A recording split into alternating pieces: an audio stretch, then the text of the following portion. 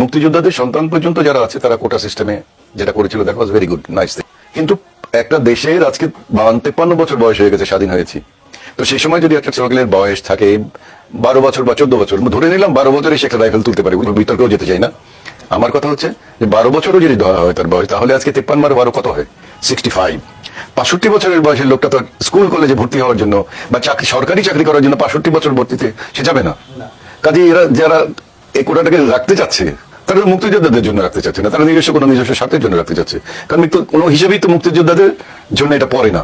তার সন্তানদের জন্য যদি দিতে চাও, সেই সন্তানরা প্রায় দেখা যাবে যে সত্যিকার ভাবে যদি একজন আমরা ধরতে চাই যে 20 বছর বা 22 বছর, তাহলে 50 আর 20 70 বছর, 70 বছরের ছেলের যদি বাবা হয়, তাহলে ছেলের বয়স হয়ে যাবে 40 বছর বা 45 বছর বয়স।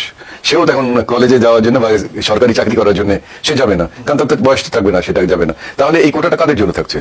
সো এই কোটা ফর ফ্রিডম ফাইটার্স, এবং যেটা ফ্রিডম ফাইটারদের সম্মান করার জন্য এবং তাদের ছেলেদেরকে, সে ছেলে মেয়ে সবাইকে দেওয়ার জন্য কোটাটা দেওয়া হয়েছে। সে কোটাটা এখন থাকার কোনো জাস্টিফিকেশন নেই।